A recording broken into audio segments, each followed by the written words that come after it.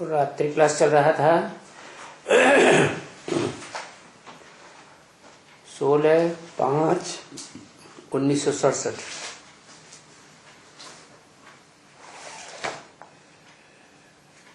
दूसरे पेज के अंतिम लाइन में बात चल रही थी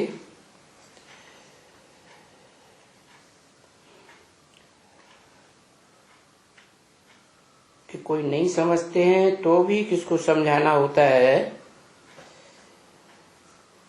उनको एकदम फट से बोलो कि परमपिता परमात्मा की पहचान बताओ कि इनसे तुम्हारा क्या संबंध है।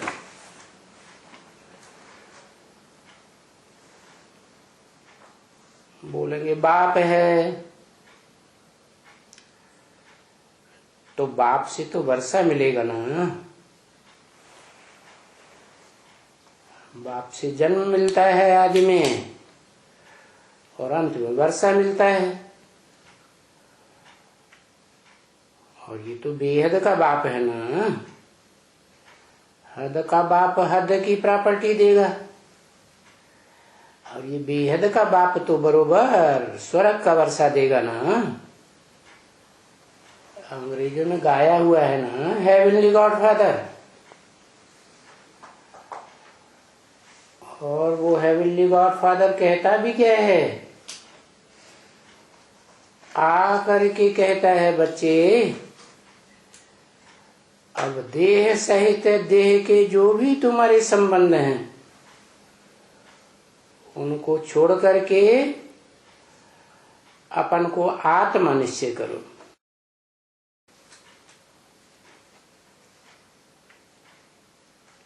कि तुम ज्योति बिंदु आत्मा हो, बड़ी पूरी भ्रकुटी में रहने वाली आत्मा हो।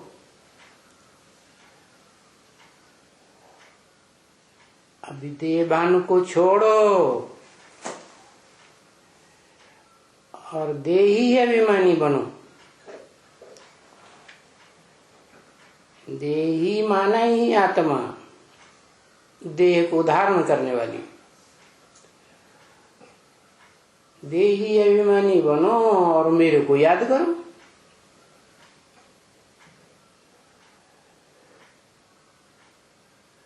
अभी तक बुद्धि में बैठा था कि हम देह हैं, तो देह तो विनाशी है ना। आज है कल नहीं होगी। रूह तो अविनाशी है ना। सोल को अविनाशी कहते हैं ना। तो मैं आत्माओं का बाप हूं। आत्माएं अविनाशी तो बाप भी अविनाशी। तो मेरे को याद करो।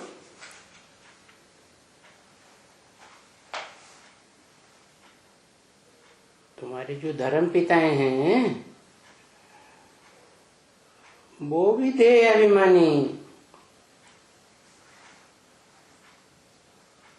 देह की इंद्रियों का आचरण करना सिखाया।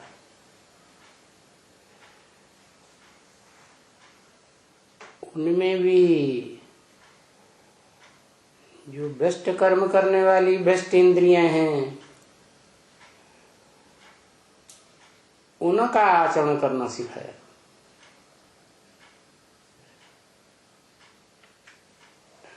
मैं तो आत्मा हूं ना। मुझे सुप्रीम सोल को देह तो नहीं है ना, अपनी देह नहीं है। तो तुम मेरे को याद करेंगे तो तुम्हारे सब भी कर्म विनाश हो जाएंगे। क्योंकि विपरीत कर्म किए ही जाते हैं भ्रष्ट इंद्रियों से।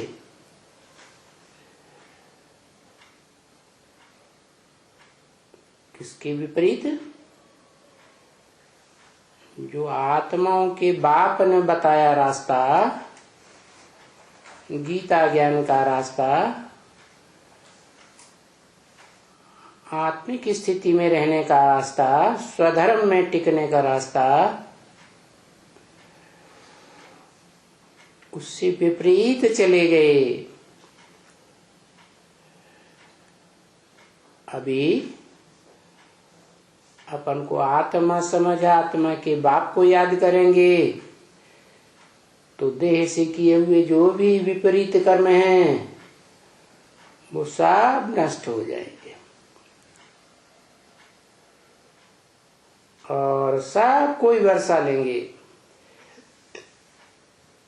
आत्माओं के बाप से आत्मा बनेंगे, आत्मिक स्थिति में टिकेंगे तो वर्षा लेंगे। बाकी कोई कम टिकते हैं, कोई जास्ती टिकते हैं, ये तो अपने अपने पुरुषार्थ के ऊपर है। पुरुषार्थ माना ही शरीर रूपी पुरी में शयन करने वाली जो आत्मा है, उस आत्मा के लिए जो प्रयास किया जाए, प्रयत्न किया जाए, देह के लिए नहीं, देह की प्राप्ति के लिए नहीं। देह इसी जन्म में खत्म हो जाएगी और आत्मा सदाकाल रहेगी। तो ये सदाकाल की प्राप्ति का पुरुषार्थ करना है। फिर जितना जो श्रीमत पर चलते रहेंगे, कदम कदम पर चलते रहेंगे,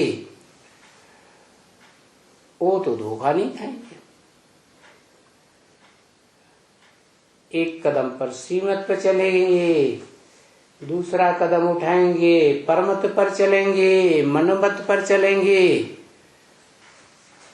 तो धोखा खा जाएंगे। अभी 2500 साल से जब से ये देह अभिमानी धर्म पिताएं आए, इन्होंने देह भान के कर्म करना सिखाए,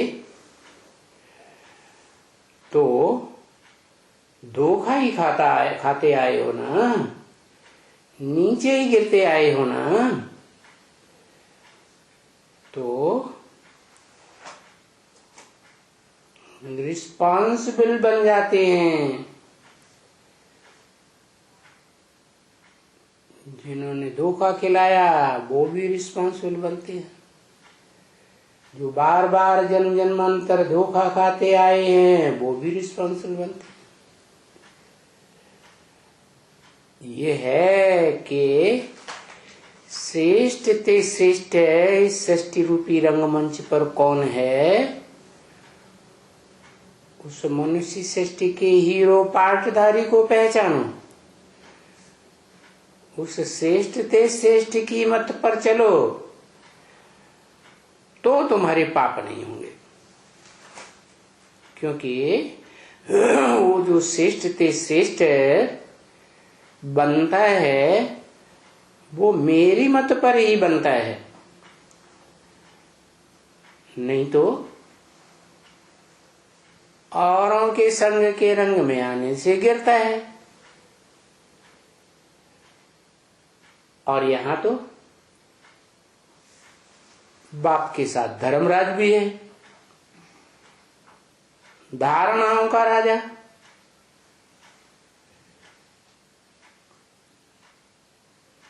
तो मेरे हाथ में है धर्मराज, मेरा राइट हैंड है। क्या राइट हैंड माने अच्छे से काम करने वाला।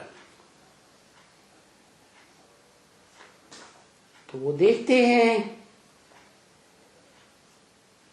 धर्मराज देखते हैं, ऐसे नहीं समझना कि अभी नहीं देखते हैं।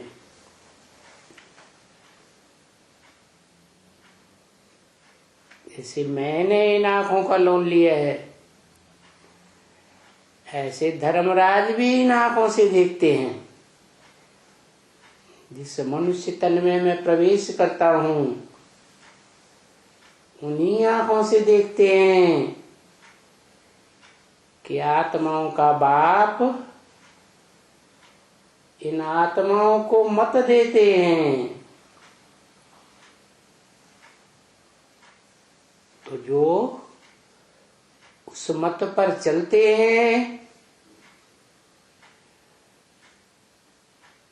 फिर तो उनका खाता उल्टी तरफ जाएगा ही। नहीं चलते हैं तो नहीं जाएगा। तो अभी तो 2500 वर्ष से परमत पर चलते चलते, देहधारियों की मत पर चलते चलते दुख का खाता बनाया। दुनिया में दुख बढ़ता ही गया ना। तो अभी अपना सुख का खाता जमा करना है। क्या? सत्व प्रधान से जो सदा सत्य की दुनिया में रहने वाला है, सत्य धाम का रहने वाला है, उस सत्य धाम के रहने वाले सुप्रीम एबोर्ड में रहने वाले बाप, आत्माओं के बाप से सुख का रास्ता मिलता है। तो अभी मिल रहा है ना। तो अपने सुख को जमा करना है। दुख का जो न है ना, उसको चुकतू करना है। क्या? पास्ट का क्या करना है? चुकतू करना है।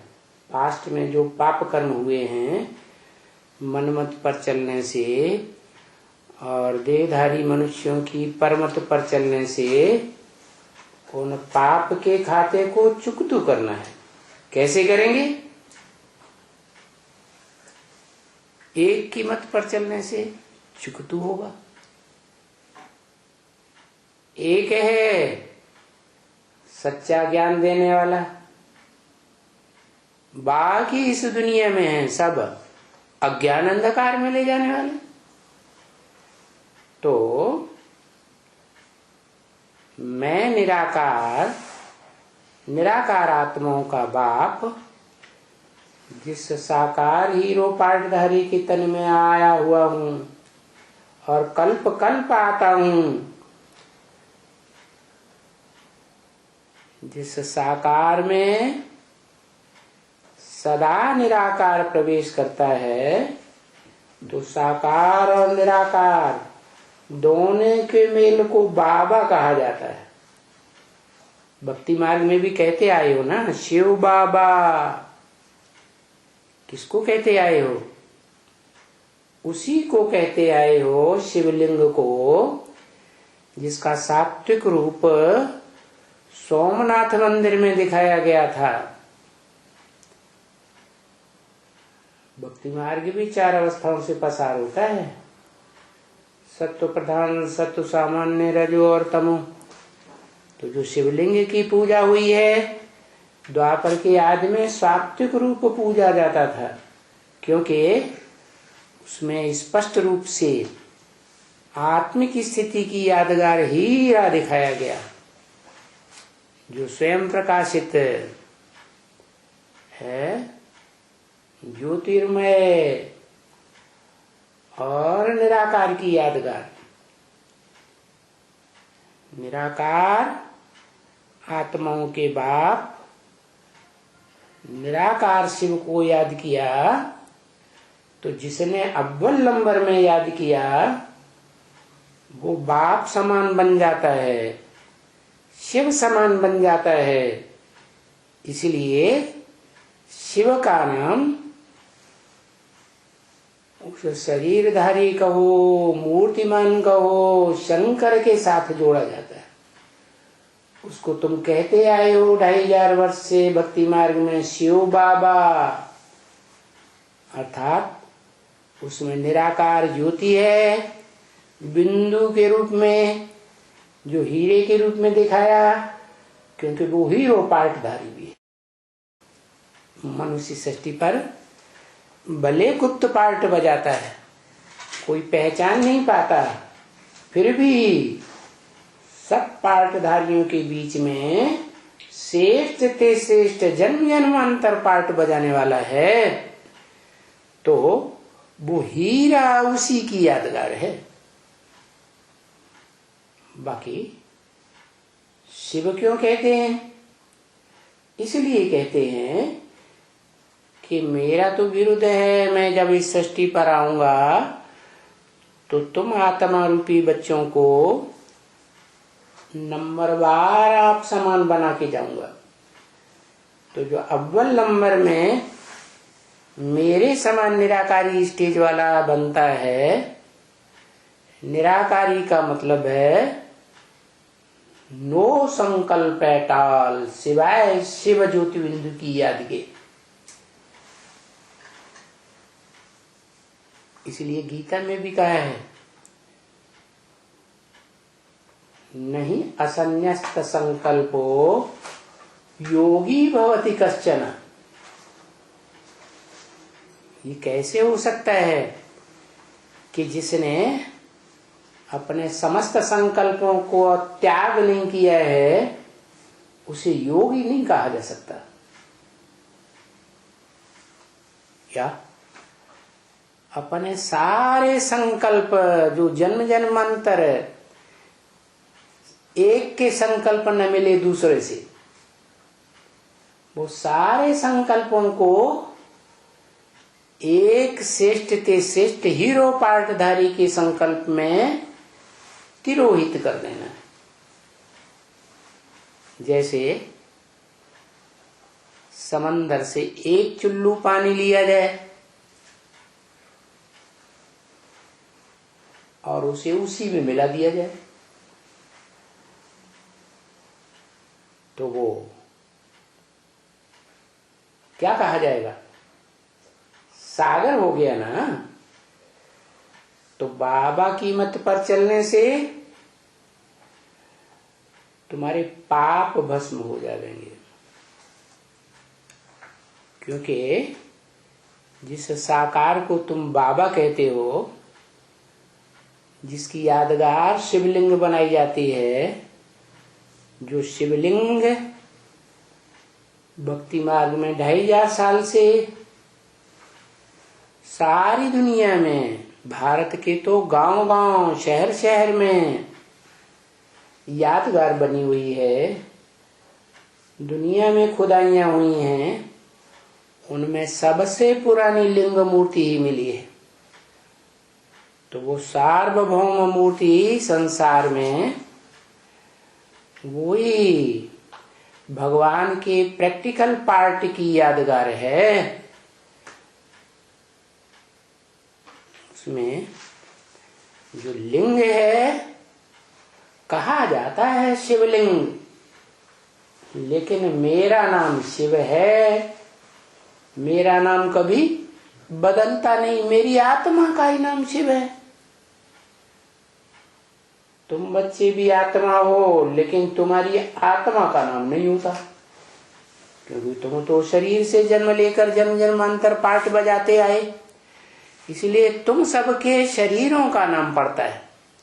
और उस शरीर से जैसे काम करते वैसी यादगार शास्त्रों में तुम्हारा नाम पड़ा। तो जो शिवलिंग नाम पड़ा हुआ है वो शिव का लिंग नहीं है। शिव को तो शरीर रूपी इंद्रियां होती ही नहीं, तो लिंग इंद्रिय कहां से होगी? हाँ, शिव समान 100% जो निराकारी बनता है पुरुषार्थ करके, उसके लिए कहा जाता है शिवलिंग। अर्थात उसका जो शरीर है वो आत्मा की तरह अविनाशी बन जाता है। जैसे आत्मा अविनाशी, शरीर भी अविनाशी। इस सृष्टि चक्र में सबके शरीर महाविनाश में कल्पांत काल में नष्ट हो जाते हैं, लेकिन उसका शरीर नष्ट नहीं होता। क्यों नहीं होता? क्योंकि शरीर से, शरीर की कर्मेंद्रियों से उसने मुझे निराकार की स्मृति में रहकर ऐसे पार्ट बजाया है कि उसे देह की कर्मेंद्रियों से जो भोग का रस मिलता है वो रस उसने लिया ही नहीं। इसलिए वो देह विनाश काल में भी अविनाशी बन जाती है।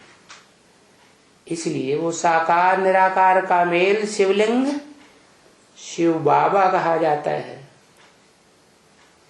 जिस शिव बाबा की यादगार शिवलिंग है, वो शिव बाबा इस समय प्रैक्टिकल चैतन्य में पार्टधारी है।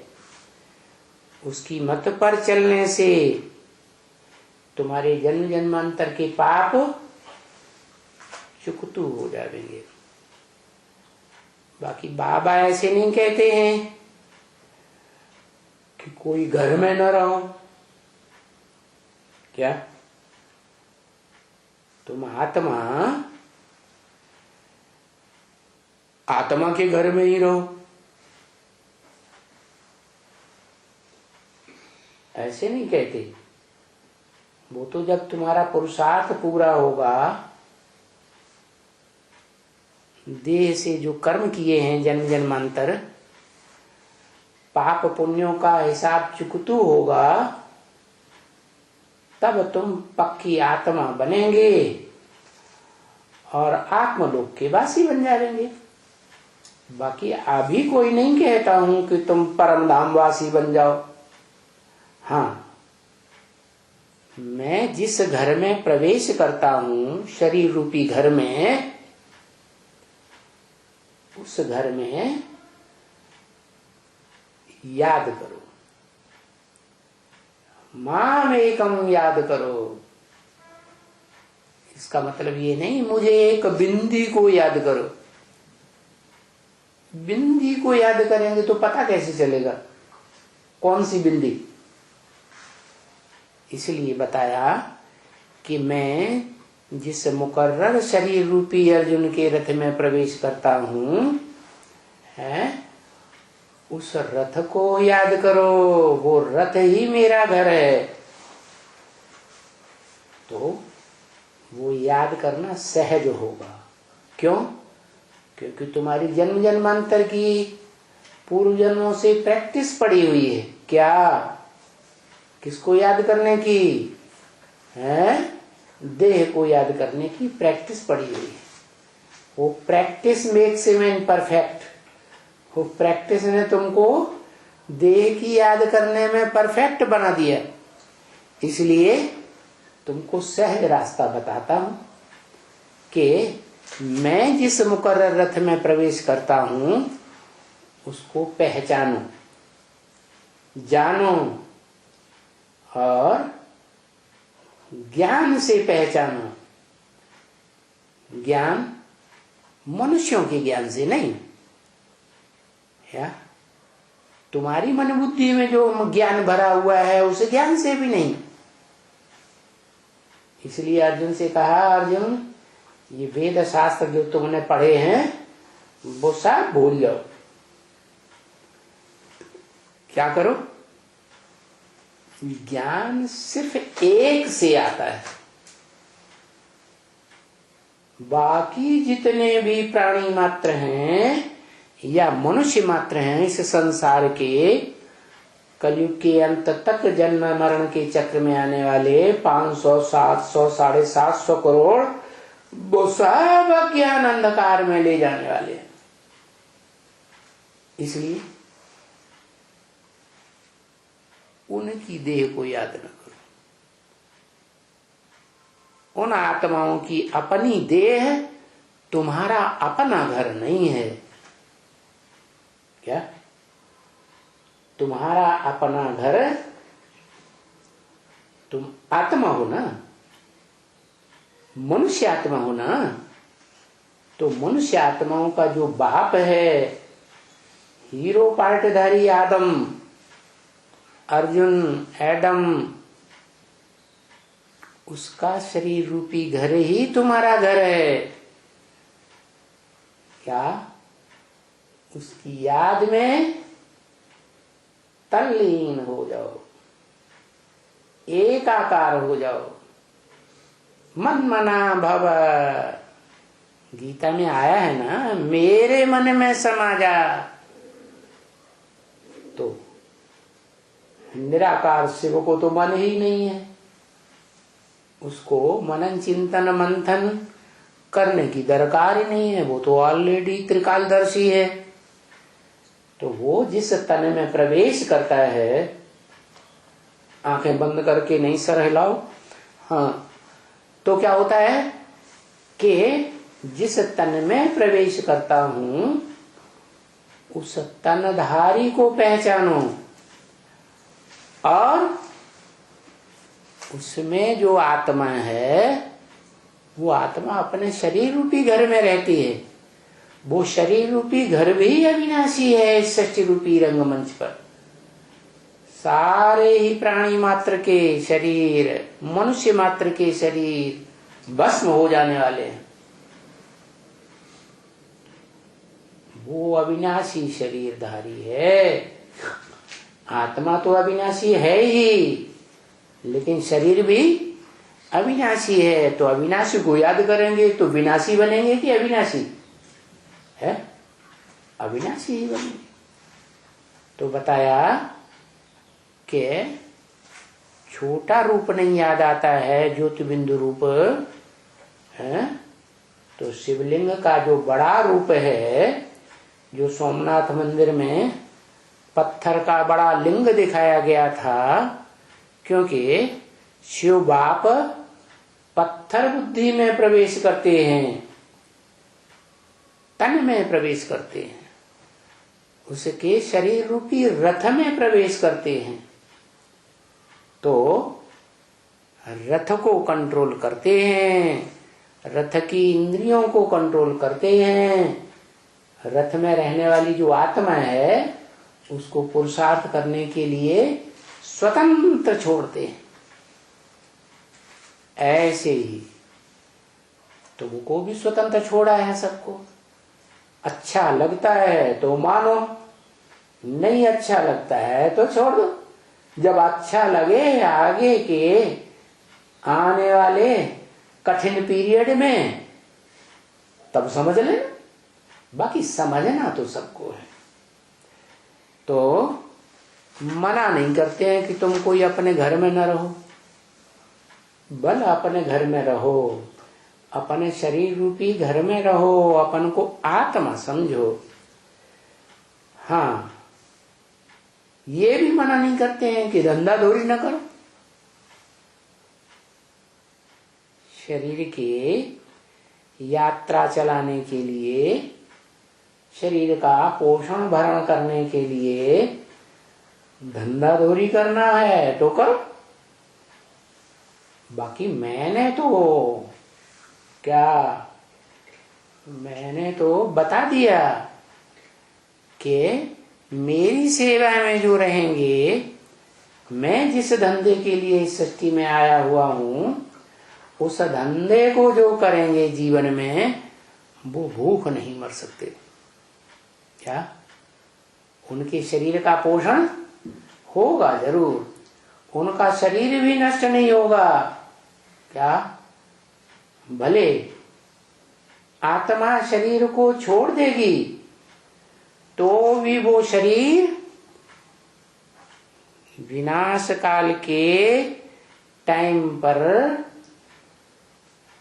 बर्फ में दब जावेंगे और सुरक्षित रह जावेंगे। तो तुम्हारी आत्मा की भी गारंटी कि आत्मा का भी कल्याण होगा, और तुम्हारे शरीर की भी गारंटी कि तुम्हारा शरीर का भी कल्याण होगा।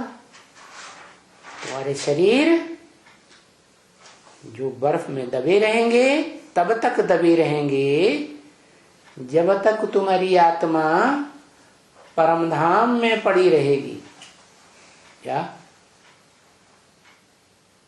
तो कोई आत्माएं परम धाम से बाद में उतरती हैं, कोई पहले उतरती है, कोई स्वर्ग के सतयुग में उतरेंगी, कोई त्रेता में आवेंगी, कोई द्वापर से आना शुरू करती है, कोई कलयुग में उतरती है। इसीलिए तो दुनिया की आबादी बढ़ रही है। ऊपर से आत्माएं ढेर की ढेर उतरती जाती हैं आत्मलोक से, और जो यहाँ जिन्होंने एक बार जन्म ले लिया वो यहाँ ही जन्म मरण के चक्र में चक्कर लगाती रहती है, तो वो भी ऐड हो जाती है अगले जन्म में। तो दुनिया की आबादी बढ़ती रहती है। तो बताया, भले तुम अपना धंधा पेट का करना चाहते हो, तुम्हें विश्वास नहीं है मेरी बात पर, क्या कि सब धंधों में है नुकसान सिवाय एक ईश्वरीय धंधे के। बता दिया पहले से ही। जो धंधे दुनियावी करते हो, वो दुनियावी धंधे करने से जो धन पैदा होता है, अर्जन होता है, वो धन के 4 आयाम बता दिए। किसकी दबी रही धूल में, जमीन में ही दबा रहेगा। किसकी राजा खाए, गवर्नमेंट जैसे इनकम टैक्स में सारा बटोर ले जाती है, ऐसे कोई ना कोई तरीके से इनकम टैक्स में या कैसे भी गवर्नमेंट ले जाएगी। करेंसी फेल हो गई, सारा गया। तो किसकी दबी रही धूल में किसकी राजा खाए, सरकार खा जाएगी। किसकी ले गए चोटा, चोर डकैत ले जाएंगे। और बची बचाई एटम बमों की जो आग लगनी है चतुर्थ विश्व युद्ध में, उस आग में सब खलास हो जाएगा। फिर भी कहता हूं, तुम्हें मेरी बातों पर अभी विश्वास नहीं है तो ये नहीं कहता हूं कि धंधा ना करो, तुम अपने पेट का करो। तुम्हारे पास बहुत पैसे हैं तो ट्रेन में यात्रा मत करो, एरोप्लेन में यात्रा करो। क्या चार्टर्ड क्या होता है, एरोप्लेन, उसमें यात्रा करो, पर्सनली यात्रा करो, अपने परिवार को लेकर यात्रा करो, दूसरों के साथ मत करो। पैसा है ना कमाया हुआ, कैसे भी खर्च करो। ये भी नहीं कहते कि मकान नहीं बनाओ। तुम्हें अभी जब तक दुनिया का विनाश नहीं होता है तब तक मकान का सुख लेना है तो लो, बनाओ। तुम्हारे पास ढेर पैसा है? मिट्टी में मिलाने के लिए पैसा है तो मिट्टी में पैसा बहा लो, मकान बना लो थोड़े टाइम के लिए। जब तक दुनिया में भगदड़ नहीं चलती है, मारामारी नहीं होती है, भागा भागी नहीं होती है, बड़े बड़े अर्थक्वेक नहीं आते हैं, तो मकान तब तक नहीं गिरेंगे। फिर बड़े बड़े अर्थक्वेक आएंगे तो सारे मकान, जो सैकड़ों मार की बिल्डिंगें बनाई हुई हैं, वो सब ताश के पत्तों की तरह धराशायी हो जाएंगी। तो तब तक तो मकान का सुख ले लो, पैसा अपने फायदे में तो लगाओ, ईश्वरीय कार्य में नहीं लगाओ, तो अपना सुख का साधन तो बना लो। बाबा ऐसे तो कोई बात नहीं करते हैं। क्या क्या नहीं करते हैं कि घर में न रहो, घर न बनाओ, धंधा दौरी न करो, एरोप्लेन में न चढ़ो, ऐसे कुछ नहीं कहते। तुम्हारी आत्मा को स्वतंत्र किया हुआ, मेरी बात मानो तो भी अच्छा, नहीं मानो तो भी अच्छा। अब जो जितना करेगा हिम्मत उतना प्राप्ति करेगा। हिम्मत बच्चे, मुसलमान कहते हैं ना, मदद खुदा। तो सिर्फ बाप कहते हैं कि बाप से है पूछो। क्या कहते हैं? कहने वाले है कौन है? कहते कौन है? आत्माओं का बाप शिव कहते हैं मुकर्रर रत से। क्या कहते हैं? बाप से पूछो। कौन से बाप से पूछो? है जिस साकार तन में मैं आया हुआ हूं उस मनुष्य सृष्टि के बाप से पूछो। उस बाप का बने हो। कौन से बाप का बने हो? साकारी सो निराकारी। क्या झगड़ा चलता है ना दुनिया में कि भगवान साकार है, भगवान निराकार है। भारतवासी कहते हैं भगवान साकार है, विदेशी लोग कहते हैं नहीं भगवान निराकार है, विधर्मी आत्माएं भी कहती हैं भगवान निराकार है। ये झगड़े की बात ही नहीं है। असली बात यह है निराकार और साकार दोनों एक ही शरीर में काम करते हैं। हाँ, थोड़ी आत्माएं जो देव आत्माएं हैं वो उस साकार सो निराकार को पहचान लेती है और बाकी ढेर की ढेर आत्माएं उस निराकार सो साकार तन में आए हुए को पूरा नहीं पहचान पाती। अनिश्चय बुद्धि बन जाती है, निश्चय पैदा नहीं कर पाती। इसलिए वो कहती है निराकार है। तो इसलिए बताते हैं कि जिस मनुष्य सृष्टि के बाप के बने हो बच्चे उसको पहचाना है कि यह आदम है, सृष्टि का आदि पुरुष है। स्वर्ग की दुनिया में देवताओं के बीच में आदि देव है।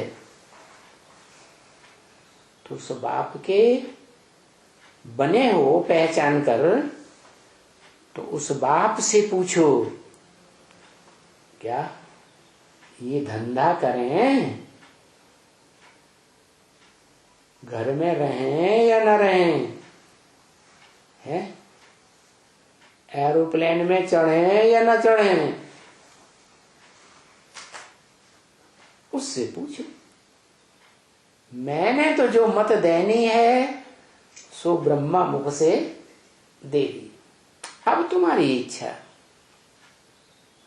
मकान बनाना है मकान बनाओ। मैं तो बताता हूं कि बिना सामने खड़ा है मकान वकान कुछ भी नहीं रहेगा। तो बाप से पूछो क्या करना है क्या नहीं करना है, ये काम करें या नहीं करें। ये काम करने में कोई धोखा तो नहीं मिलेगा। तो बाप बतावेंगे वैसा कर। तो क्या बतावेंगे? वो तो बोलेगा नहीं। क्या तुम पूछोगे? क्या पूछोगे? घर में रहें या ईश्वरीय सेवा में जीवन लगा दें, बाहर निकल पड़े हैं? क्या करें? घर में रहें? कहेंगे नहीं। पूछोगे धंधा दौरी करें?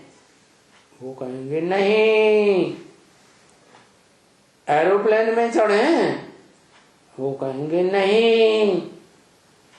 एक रात के सफर में तुम अपना सफर पूरा कर सकते हो, तो एरोप्लेन में चढ़ने की क्या दरकार? ट्रेन में नींद भी हो जाएगी, शरीर को आराम भी मिल जाएगा और पैसे की भी बचत हो जाएगी। तो बाप तो कहेंगे कि जो पैसा बचेगा वो ईश्वरीय सेवा में लगाओ। ईश्वरीय सेवा में लगाएंगे तो विश्व का कल्याण होगा। होगा या नहीं होगा? विश्व की आत्माओं का कल्याण होगा तो तुम्हारा जन्म जन्मांतर सुखाला बनेगा। तो बाप तो मना ही करेंगे। बाकी ये जो तुम्हारी ब्रह्म माँ, बड़ी माँ अम्मा है ना, इससे पूछेंगे तो माँ तो पूरा ज्ञान नहीं होता है, माँ तो थोड़ी देह अभिमानी ही होती है। तो आत्मा, बाल बच्चों का देह का लगाव ज्यादा होता है, तो वो तो वैसी ही मत देगी देह अभिमान की। मेरी मत पर चलने से तुमको धोखा कभी नहीं होगा।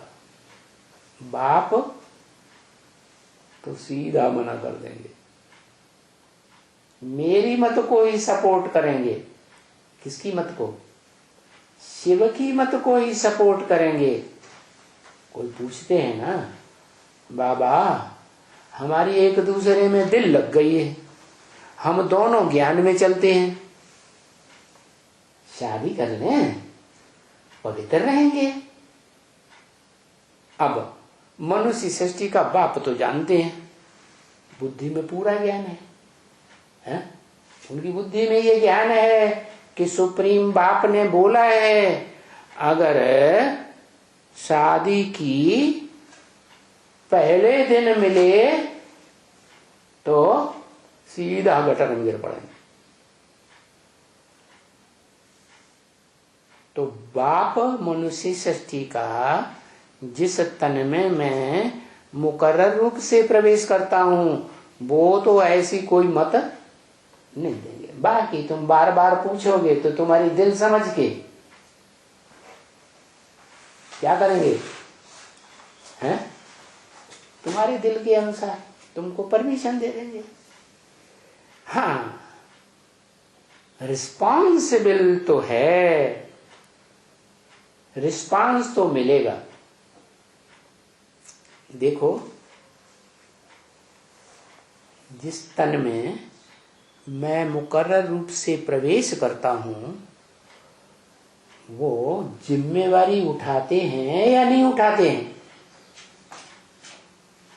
सारे विश्व के कल्याण की जिम्मेवारी उठाते हैं कि नहीं उठाते हैं? उठाते हैं। अच्छा, अभी टाइम तो हो गया,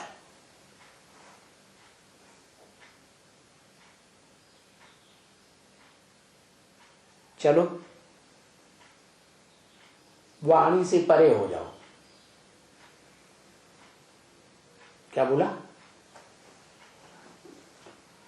ज्यादा बोल बोल में आने से बात समझ में नहीं आ रही है ब्रह्मा बाबा। तो वाणी से परे हो जाओ।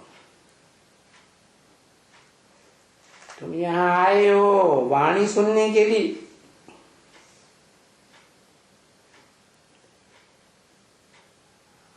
अभी तक तो देह अभिमानी भय। अब बाप बताते हैं कि अपन को आत्मा समझ, मुझ आत्मा के बाप को याद करो, पहचान कर कि मैं किस मुकर्रर रथ में प्रैक्टिकल पार्ट बजा रहा हूं।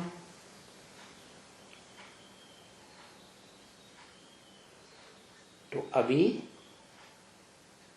वाणी सुनना तो पूरा हुआ। क्या बाबा वाणी चलाते चलाते ब्रह्मा बाबा थक रहे, तुम आए हो वाणी सुनने के लिए।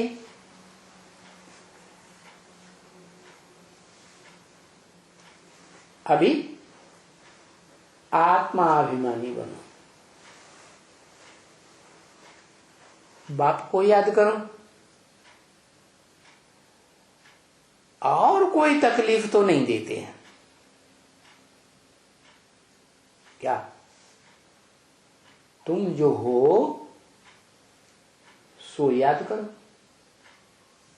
बताया तुम देह नहीं हो, विनाशी नहीं हो, देह तो विनाशी होती है, तुम तो अविनाशी आत्मा हो।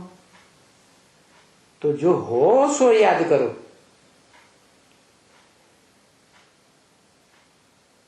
तकलीफ इसमें कुछ भी नहीं है। और अविनाशी आत्मा के बाप को याद करो, क्योंकि तुम्हारी इस अविनाशी आत्मा में औरों के जन्म जन्मांतर संग के रंग में आने से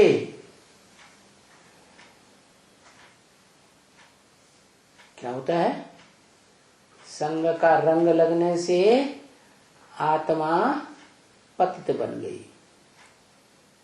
तो पतित पने से निकालने का रास्ता बताता हूं कि अपने स्वरूप में स्थिर हो जाओ, जो तुम्हारा असली स्वरूप है आत्मा का। क्या स्वरूप है? कि मैं आत्मा बिंदु हूं। माना गीता में भी क्या कहा है? आत्मा का स्वरूप बताया, अणोणीयांसम मनुस्मरेत्य है। जैसे अणु होता है ना, जिससे अणुबम बनता है, तो अणु का भी अणु टुकड़े के टुकड़े करते ही चले जाते हैं, और वो टुकड़े इन आंखों से दिखाई भी नहीं पड़ते, यंत्रों से देखे जाते हैं। लेकिन ये आत्मा तो इतना सूक्ष्माणु है कि इसे न इन आंखों से देख सकते, न यंत्रों से देख सकते। इस आत्मा को तो मन बुद्धि रूपी यंत्र से ही देख सकते हैं। तो मन बुद्धि के मनन चिंतन मंथन से तुम पहचानो कि मैं आत्मा का रूप क्या है। निराकार बताया ना, निराकार इसलिए बताया कि उसकी लंबाई चौड़ाई बिंदु की नहीं है। बिंदु की कोई लंबाई चौड़ाई नापी जाती है? इसलिए गीता में कहा है अप्रमेयम, क्या उसका माप नहीं है। लंबाई चौड़ाई मोटाई नहीं बताई जा सकती। वो इतना सूक्ष्म है कि अनिर्वचनीय है। क्या लोग कहते हैं उसको वाणी के द्वारा बताया नहीं जा सकता। हाँ, प्रैक्टिस करके योगाभ्यास की उसका अनुभव किया जा सकता है। अचिंत्य है, वो इतना सूक्ष्म है आत्मा, अणुरूप, कि उसका चिंतन भी नहीं किया जा सकता। हाँ, वो सुप्रीम सोल जिस तन में मुकर्रर रूप से प्रवेश करता है, उसके जन्म जन्मांतर का चिंतन कर सकते हैं, उसके इस जीवन कहानी का भी चिंतन कर सकते हैं। बाकी आत्मा तो अचिंत्य है। क्या? हाँ, ईश्वरीय ज्ञान के द्वारा, ज्ञान की मनन चिंतन मंथन की गहराई में जाकर के वो आत्मा रूपी जो रिकॉर्ड है, उसके अनेक जन्मों का जो पार्ट भरा हुआ है, वो जान सकते हैं। तो कहते हैं देही अभिमानी बनो, प्रैक्टिस करो आत्मा की, आत्मिक स्थिति में टिकने की। बाप को याद करो। तो ठीक है कि पूर्व जन्म के पाप कर्म हैं, देहधारियों के साथ दुख देने का पाप किया है, सुख भी भोगा है, तो वो सुख दुख के हिसाब किताब याद तो बार बार जरूर आवेंगे। फिर भी बात बुद्धि में बैठी है सच्चाई की, तो बाप को याद करो कि षष्ठी रूपी रंगमंच पर 100% सच्चा पार्ट बजाने वाला पार्टधारी आत्मा कौन है, उसको पहचानो। मैं आकर ब्रह्मा के मुख से उसकी पहचान देता हूं, लेकिन ब्रह्मा ही नहीं पहचान पाता। पहचान पाता है तो प्रश्न करते हैं ब्रह्मा की वाणी में कि ब्रह्मा का बाप कौन है? क्या त्रिमूर्ति शिव कहते हैं ना,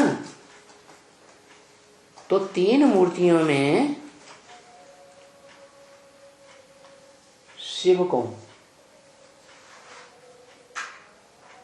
3 मूर्तियों में कोई शिव है या उससे अलग है? अगर अलग है शिव, तो फिर उसकी 3 मूर्तियां कहां से आ गई? फिर त्रिमूर्ति शिव क्यों कहते? इसे साबित होता है कि जिस मुकर्रर रथ में प्रवेश करके पार्ट बजाते हैं, वो मुकर्रर रथ में एक मूर्ति है सर्वोपरि, जो तुम बच्चों को दिखाया है सूक्ष्म वतन की 3 पुरियों में। नीचे की पुरी में ब्रह्मापुरी, बीच में विष्णुपुरी, ऊपर की पुरी में शंकरपुरी। तो ब्रह्मा का, विष्णु का, उन दोनों से परे कौन हुआ है? क्योंकि ब्रह्मा विष्णु मूर्तियां है ना, मूर्तिमान है ना, तो उनका बाप भी मूर्तिमान होगा। तो मूर्तिमान शंकर विष्णु का भी बाप है और ब्रह्मा का भी बाप है। इसलिए ब्रह्मा और विष्णु त्रिमूर्ति शिव नहीं कहे जा सकते। त्रिमूर्ति शिव उसी मूर्ति को कहेंगे जो पहले पुरुषार्थी जीवन में मूर्तिमान था। क्या उसकी अपनी चैतन्य मूर्ति थी? पुरुषार्थ करते करते अंत में बाप समान अमूर्त बन जाता है। क्या उसको अपनी मूर्ति की स्मृति रहती ही नहीं। इसलिए निराकार, निर्विकार, निरहंकारी शिव समान बन गया। तो उस एक का ही नाम शिव के साथ जोड़ा जाता है। कोई देवता का नाम नहीं जोड़ा जाता सिवाय महादेव शंकर के। कोई मनुष्य आत्मा का नाम नहीं जोड़ा जाता। कोई राक्षसी आत्मा का भी नाम नहीं जोड़ा जाता शिव के साथ। एक ही शंकर का नाम जोड़ा जाता, जिसको चित्रों में प्रायः करके याद में बैठा हुआ दिखाया जाता है। तो उसकी याद की ही बलिहारी है क्या, जिसको कहा जाता है योग बल। वो उस योग बल की ताकत से ही विश्व की बादशाही लेता है।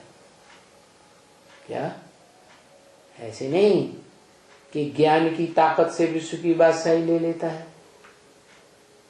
नहीं, दिव्य गुणों की, देवताओं गुणों की धारणा से विश्व की बादशाही ले लेता है। ऐसा होता तो जो दिव्य गुण धारण करने वाले देवताएं हैं, 16 कला संपूर्ण कृष्ण या नारायण सतयुग का, वो भी बन जाता। निराकारी, निर्विकारी, निरहंकारी, बाप समान। शिव समान, लेकिन कोई नहीं बनता।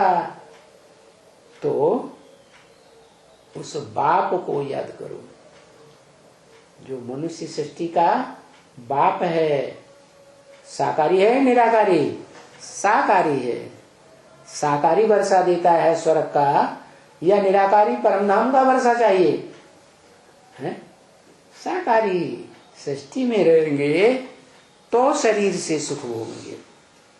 शरीर के द्वारा ही सुख भोगा जा सकता है, बिना शरीर के कोई आत्मा सुख दुख आत्मलोक में रहकर नहीं भोग सकती। तो और कोई तकलीफ नहीं देते। कहते हैं देह को भूलो, अपनी ज्योति बिंदु आत्मा को याद करो, अणुरूप ज्योति रूप ज्योति स्वरूप आत्मा को याद करो, और आत्मा के बाप को पहचान करके किस सृष्टि पर किस मनुष्य तन में मुकर्रर रूप से पार्ट बजाय रहा है उसको याद करो।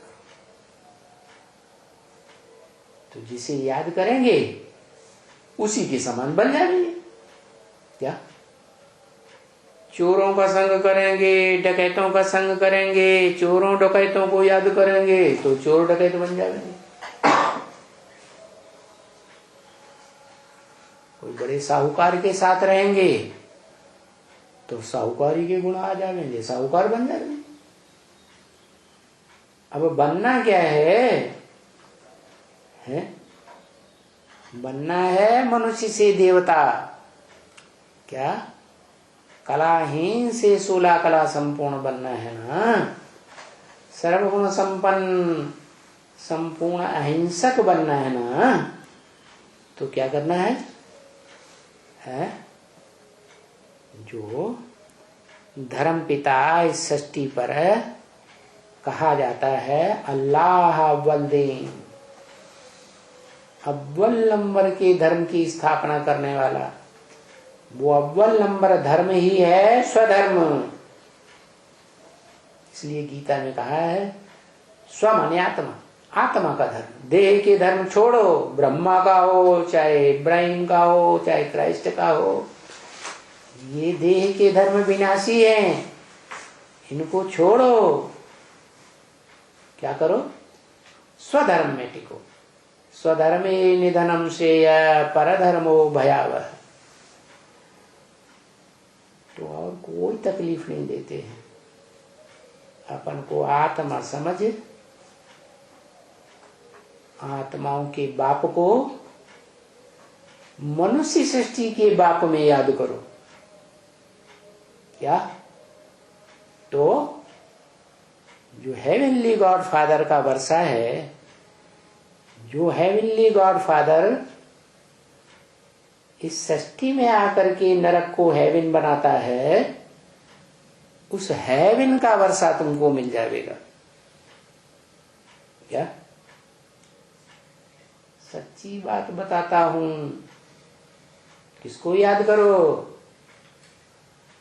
जो स्वर्ग का रचयिता है। स्वर्ग साकार तो रचयिता भी साकार। मैं शिव तो निराकार हूं और सदा निराकार रहता हूं।